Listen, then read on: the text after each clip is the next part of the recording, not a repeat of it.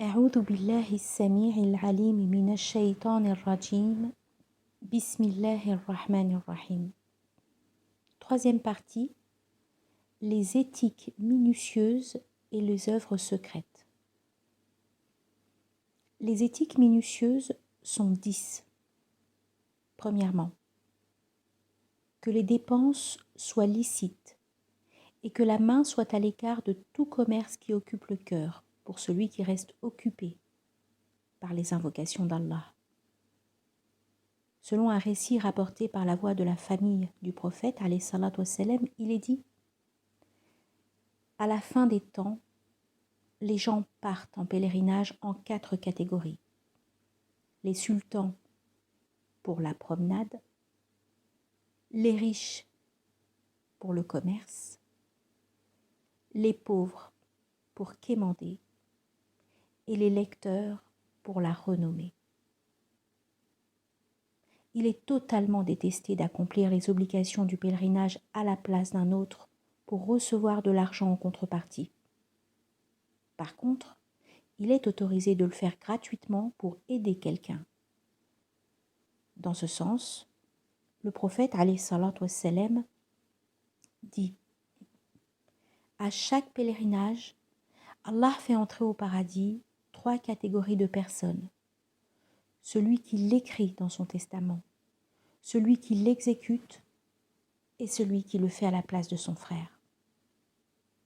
Je ne dis pas que c'est licite ou damné alors qu'on a accompli une obligation, mais il ne faut pas en faire un commerce et un moyen de gagner sa vie.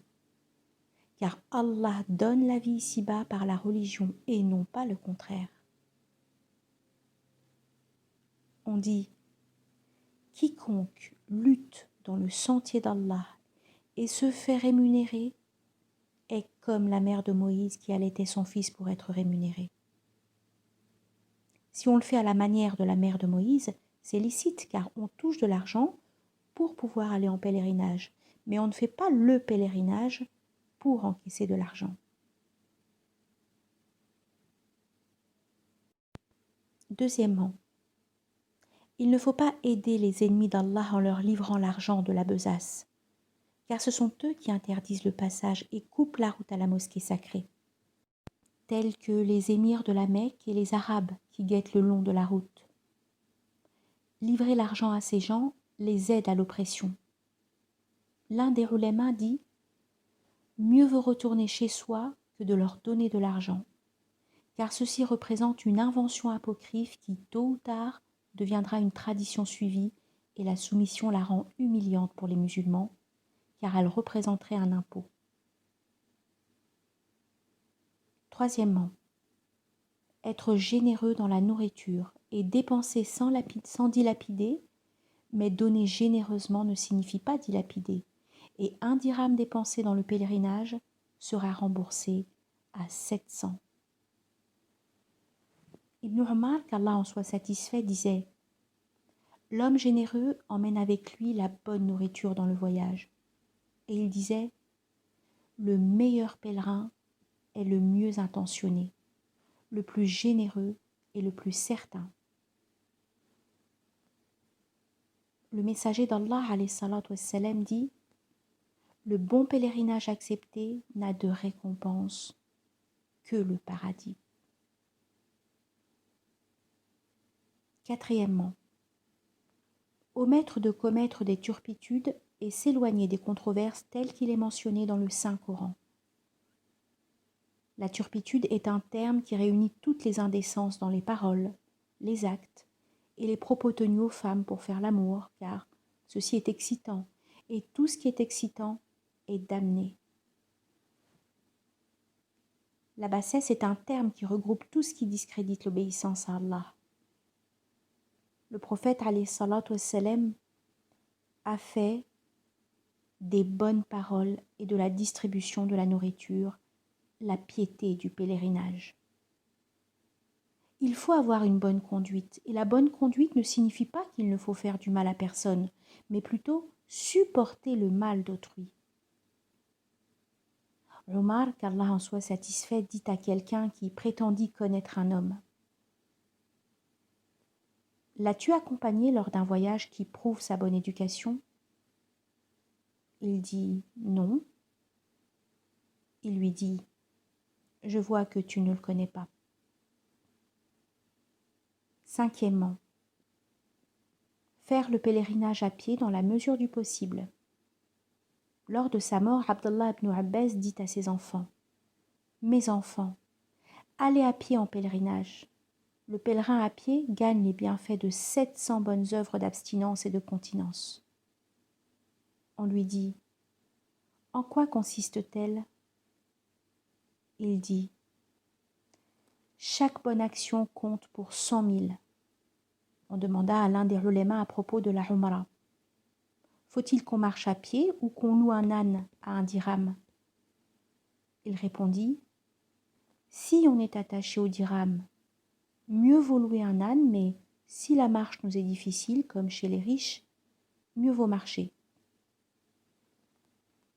Allah dit: et accomplissez pour Allah le pèlerinage et la Umrah.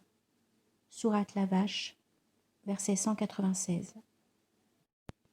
Sixièmement, monter sur une sellette et non sur une litière, et ce pour 2 raisons.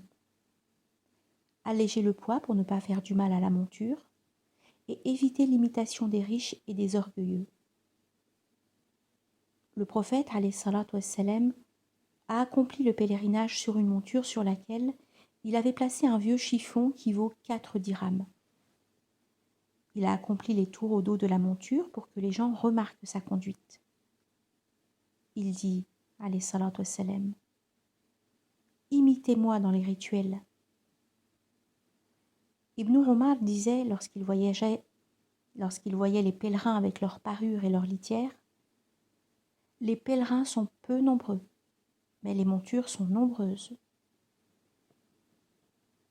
Septièmement, être mal vêtu, les cheveux non peignés et sans parure retentissante. Le messager d'Allah alayhi salatu wassalam a ordonné de s'humilier et de rayer tout ce qui porte à l'apparat. Allah le très digne dit: regardez les visiteurs de ma maison. Ils sont venus, non peignés et poussiéreux, de toutes les contrées lointaines. Allah dit: puis qu'ils mettent fin à leurs interdits, qu'ils nettoient leur corps. Sourate le pèlerinage, verset 29. On dit: les meilleurs pèlerins sont les Yéménites, car ils sont humbles et ressemblent aux prédécesseurs. On raconte que le prophète alayhi salatu wassalam était en voyage, que ses compagnons sont descendus dans une maison et les chameaux sont allés paître. Le prophète regarda et vit les chameaux scellés avec du rouge. Il dit: je vois que le rouge prévaut. Ils dirent: nous avons ôté les selles immédiatement et quelques chameaux se sont enfuis. Huitièmement, ne pas trop charger les montures et ne pas dormir dessus. Le messager d'Allah alayhi salatu wassalam dit: ne transformez pas les dos de vos montures en sièges. Il est souhaitable de descendre des montures matin et soir pour les laisser se reposer. Quelques prédécesseurs louaient des montures à la condition de ne pas descendre, payaient le prix, puis descendaient pour les laisser se reposer, et ceci compte pour eux comme une bonne action. Quiconque fait du mal à une monture aura des comptes à rendre le jour du jugement dernier. Neuvièmement, faire sacrifice d'une très bonne bête pour se rapprocher d'Allah et manger de sa chair, lorsqu'il s'agit d'un sacrifice volontaire, mais lorsqu'il s'agit d'une obligation, il ne faut pas en manger. Allah dit: voilà ce qui est prescrit, et quiconque exalte les injonctions sacrées. Sourate le pèlerinage, verset 32. C'est-à-dire les meilleurs. Mieux vaut se procurer la bête du souk d'El Miqat si ceci n'est pas fatigant et embarrassant. Ibn Omar raconta qu'on fit cadeau à son père d'un beau taureau qui valait 300 dinars. Or, il vint demander au prophète, alayhi salatu wassalam, s'il fallait le vendre et acheter à sa place 30 moutons bien moulés. Le prophète, alayhi salatu wassalam, lui dit « Non, offre le taureau en sacrifice, car il ne s'agit pas d'avoir une quantité de viande, mais de louer Allah et de se purifier de l'avarice. Ni leur chair ni leur sang n'attendront Allah. Mais ce qui l'atteint de votre part, c'est la piété. » Sourate le pèlerinage, verset 37. On demanda au messager d'Allah, alayhi salatu wassalam, qu'est-ce que la piété au pèlerinage? Il dit l'exaltation à haute voix et la bonne offrande. Le messager, alayhi salatu wassalam, dit demandez le secours à vos offrandes, car elles sont vos montures le jour du jugement dernier. Dixièmement, offrir le sacrifice de bon cœur, sans penser aux dépenses. Tout problème qui survient en cours de route, en allant pèlerinage, équivaut à des dépenses faites dans le sentier d'Allah. Tout dirham dépensé équivaut à 700, et toute endurance est récompensée par Allah. On dit que parmi les signes qui prouvent qu'Allah a accepté le pèlerinage, le changement de la mauvaise fréquentation et la fréquentation des cercles religieux. Exposition des œuvres secrètes du dévouement, de la façon dont on considère les bonnes manières et leur signification du début jusqu'à la fin du pèlerinage.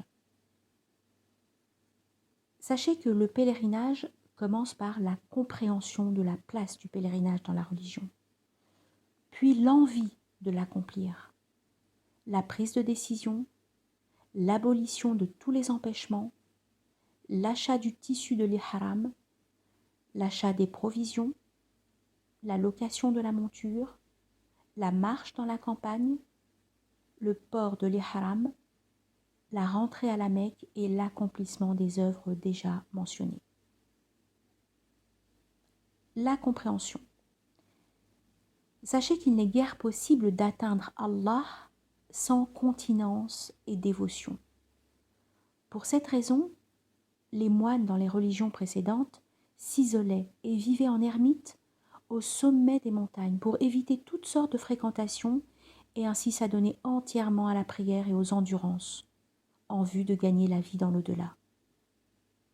Allah loue leurs attitudes dans son livre saint en disant « C'est qu'il y a parmi eux des prêtres et des moines et qu'ils ne s'enflent pas d'orgueil. » Sourate La table servie, verset 82.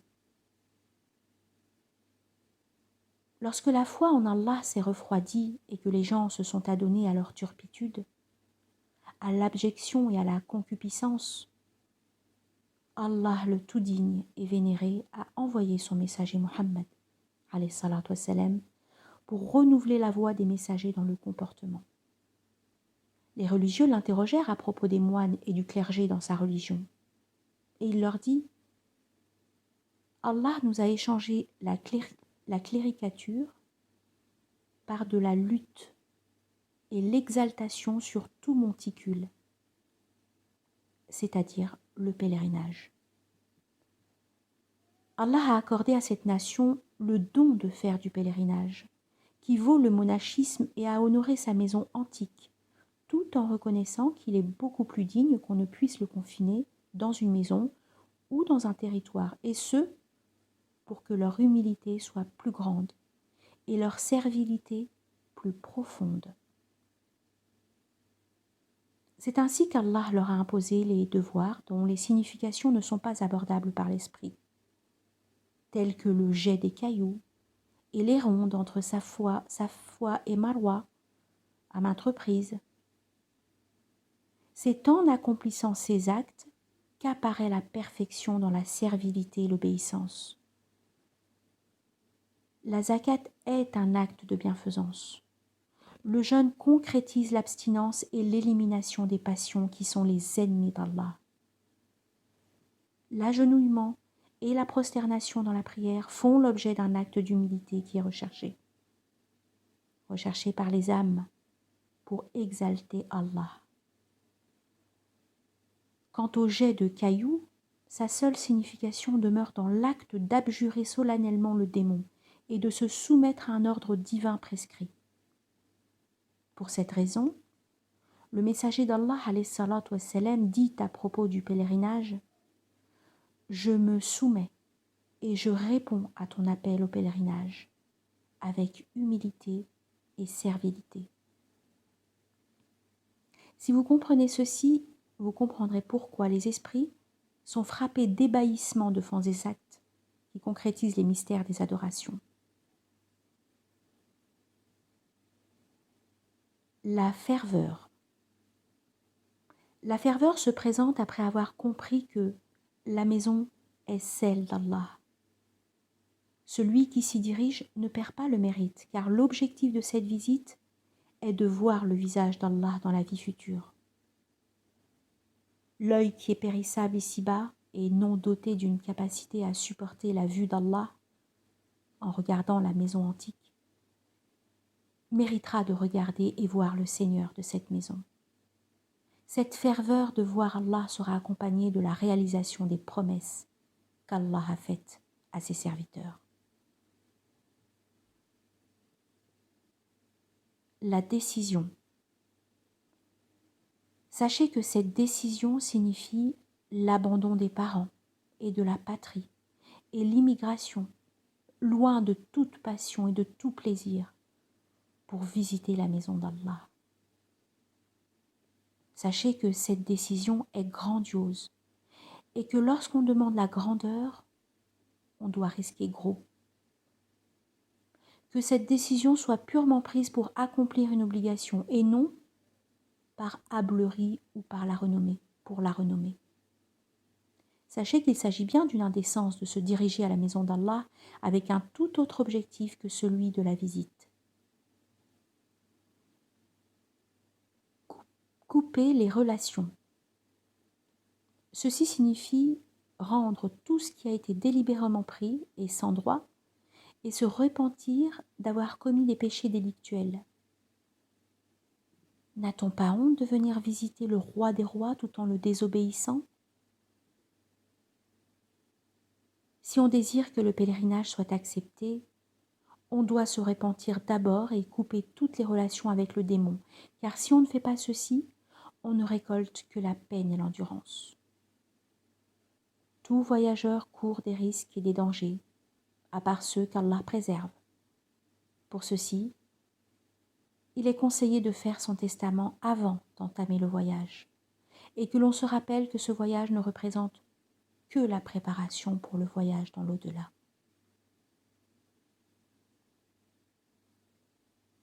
Les provisions. Que l'on prépare les provisions viatiques d'un endroit licite et en grande quantité surtout, ce qui peut résister et ne pas périr avant d'arriver. Que l'on se rappelle que le voyage pour l'au-delà est plus long et que la provision n'est autre que la piété qui l'accompagne sans aucun risque de l'abandonner en cours, car c'est là la provision éternelle qui ne périt jamais. La monture. Lorsqu'on prépare la monture, que l'on remercie Allah de l'avoir créée pour nous servir et supporter à notre place les endurances, et que l'on se rappelle la civière sur laquelle nous serons transportés le jour de notre mort. Être porté par la monture pour aller au pèlerinage n'est pas chose sûre. Par contre, être porté sur une civière pour le voyage dans l'au-delà est certain. Pour cette raison, mieux vaut se préparer pour un voyage certain que de se préparer pour un voyage incertain. L'achat des tenues de l'ihram. À ce moment, que l'on se rappelle le linceul dans lequel on sera enseveli, car on est recouvert des deux tissus de l'ihram et que ce voyage n'aura probablement pas lieu. Par contre, rencontrer Allah enseveli dans un linceul est sûr et certain. Ces deux tenues sont semblables car toutes deux ne sont pas cousues.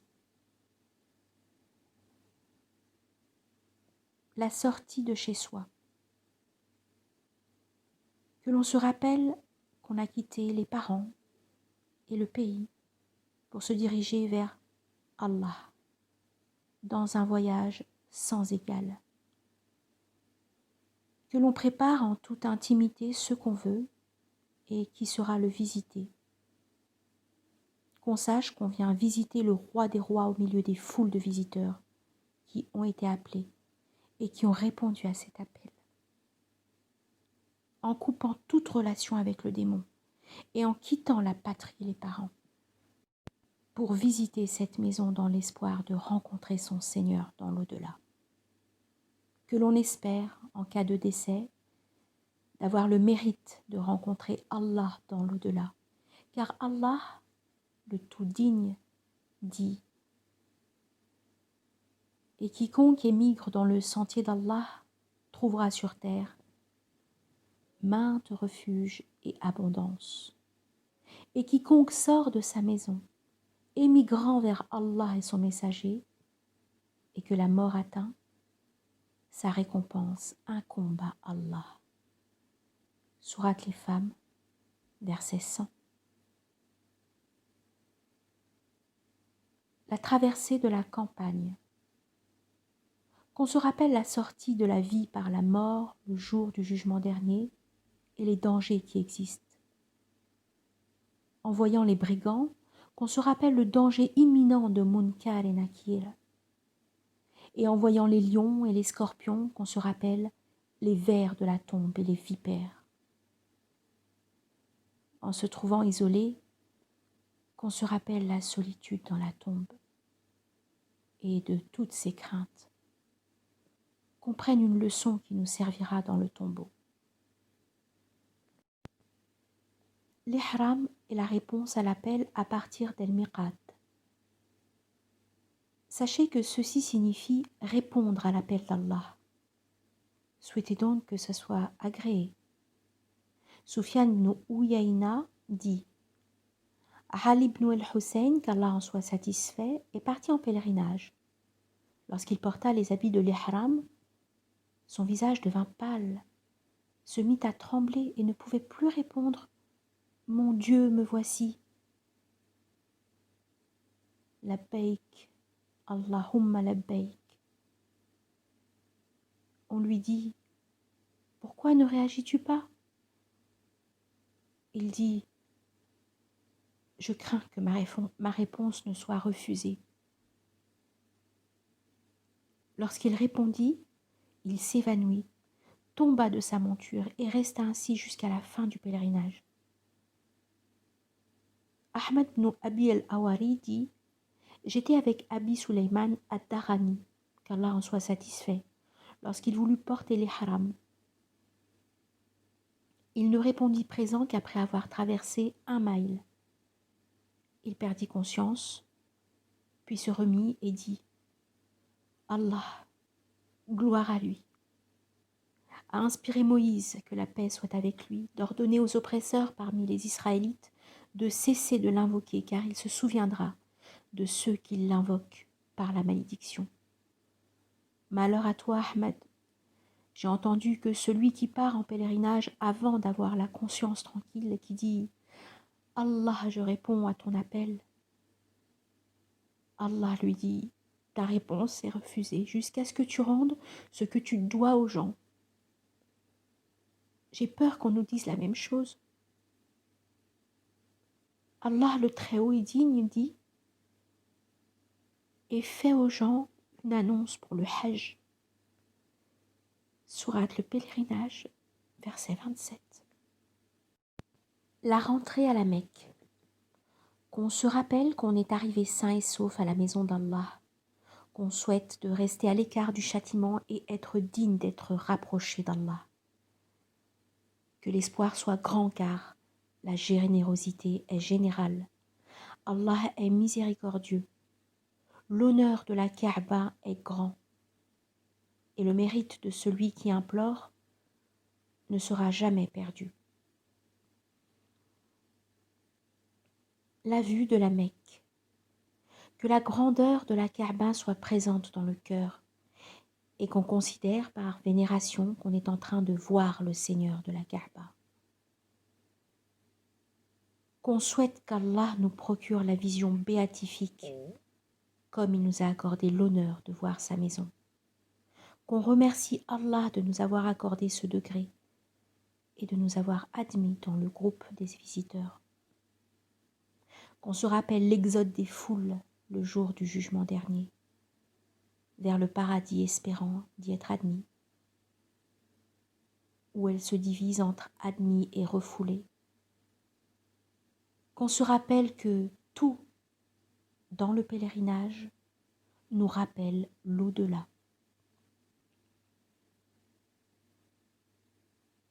Les tours autour de la Kaaba. Sachez qu'il s'agit là d'une prière et qu'il faut remplir le cœur par la vénération, la peur, l'espoir et la charité, comme nous l'avons déjà détaillé dans le livre de la prière. Sachez qu'en faisant ces tours, vous ressemblez aux anges rapprochés d'Allah qui survolent le trône céleste. Ne croyez surtout pas qu'il s'agit de tourner avec son corps, mais plutôt avec le cœur, en invoquant le Seigneur de la maison. Ainsi, on commence par l'invocation et on finit par l'invocation, comme on commence par la Kaaba et on y finit. Sachez que les tours nobles sont ceux qui sont effectués par le cœur, en la présence divine, et que la Kaaba est un exemple apparent dans le monde de la royauté invisible, qui est le monde du royaume céleste. De même que le corps est l'exemple apparent du monde du témoignage par le cœur lequel est invisible. Quiconque peut accomplir ce genre de tour dévoile lui-même ce secret et devient l'un des saints. La réception. Sachez dès lors que vous faites acte d'allégeance à Allah. Décidez donc de vous soumettre et de respecter cet acte. Ibn Abbas raconta que le messager d'Allah, alayhi salatu wassalam, dit « La pierre noire est la main droite d'Allah, le tout digne sur terre. Il s'en sert pour saluer ses créatures comme l'individu serre la main à son frère. » Le fait de s'attacher au store de la Kaaba, que le dessein soit celui de se rapprocher par amour à cette maison et à son Seigneur, tout en espérant avoir la bénédiction par le toucher. De même que la demande de pardon comme celui qui s'attache aux habits de celui qui l'a offensé, le suppliant de le pardonner, sachant qu'Allah est le seul refuge et sa générosité et son pardon sont indispensables. Les rondes entre Safa et Marwa dans la cour de la maison. Ceci dépasse le va-et-vient d'un serviteur dans la cour d'un roi, une fois après l'autre, montrant son dévouement et espérant être remarqué avec un regard miséricordieux, tel que celui qui rentre chez le roi et sort sans savoir ce que décidera le roi à son sujet, soit le refus, soit l'acceptation. Ainsi on y revient, une fois après l'autre, espérant être gracié dans la deuxième fois si on ne l'est pas lors de la première. Qu'on se rappelle en faisant les rondes entre Safa et Marwa, l'oscillation des plateaux de la balance, en considérant que Safa représente le plateau des bonnes œuvres et Marwa celui des mauvaises, espérant que les bonnes œuvres l'emportent et mériter le pardon. La tenue à Arafat. Rappelez-vous, dans ce que vous voyez comme créatures, diverses langues et la suite des imams, chacun d'après son rite, les jardins où se déroulera le jugement dernier. Rappelez-vous dans ces jardins la réunion des nations avec les prophètes et les imams, où chaque nation suit son prophète dans l'espoir d'être son protecteur, et où leur ambiguïté à ce stade demeure oscillante entre le refus et l'acceptation.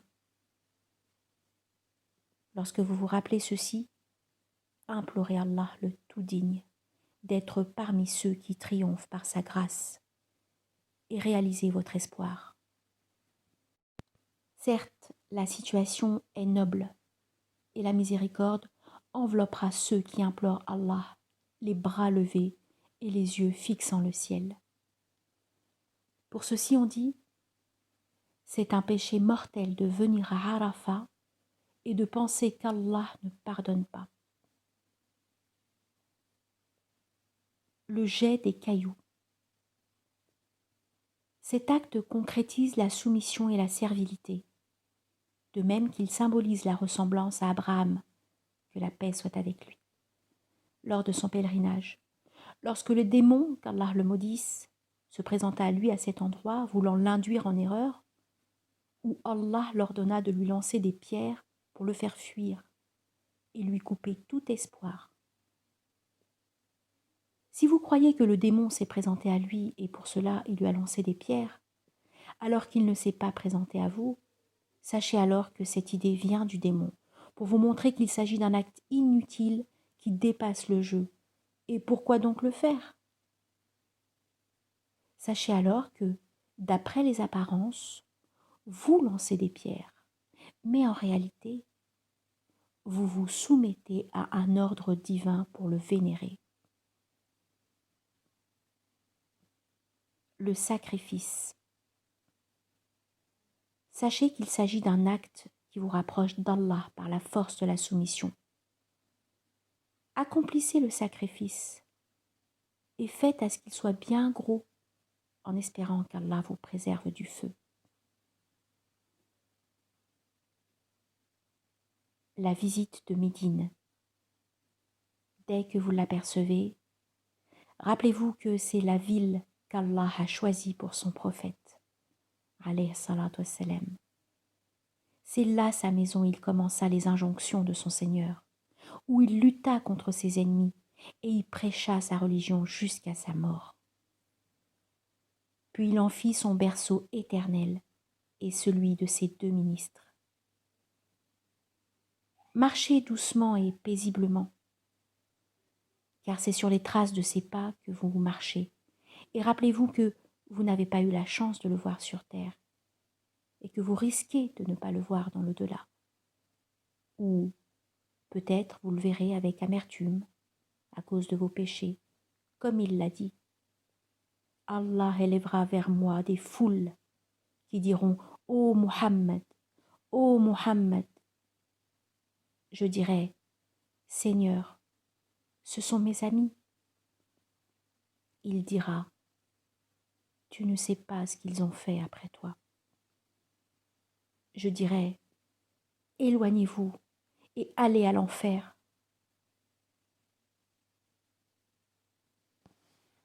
Que votre espoir soit grand qu'Allah ne vous séparera pas de lui. Le prophète alayhi salatu wassalam, après vous avoir accordé la foi et facilité votre arrivée de votre pays pour le visiter juste parce que vous l'avez estimé, aimé, et vous avez eu envie de regarder ses traces et le mur de son tombeau. Lorsque vous arrivez à la mosquée, rappelez-vous que c'est le jardin qu'Allah a choisi pour son prophète, alayhi salatu wassalam, le premier musulman et le meilleur dans la lignée. Les devoirs religieux ont été célébrés pour la première fois dans ce jardin. Entrez dans ce jardin humblement, en vénérant Allah, car Allah y a réuni les meilleures créatures vivantes et mortes.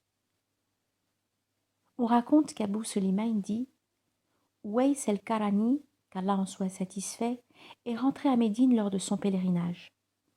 Et lorsqu'il s'arrêta à la porte de la mosquée, on lui dit « Voici le tombeau du prophète, alayhi salatu wassalam. » Et il perdit conscience. Lorsqu'il se réveilla, il dit « Faites-moi sortir. Le pays où Muhammad alayhi salatu wassalam est inhumé ne me plaît guère.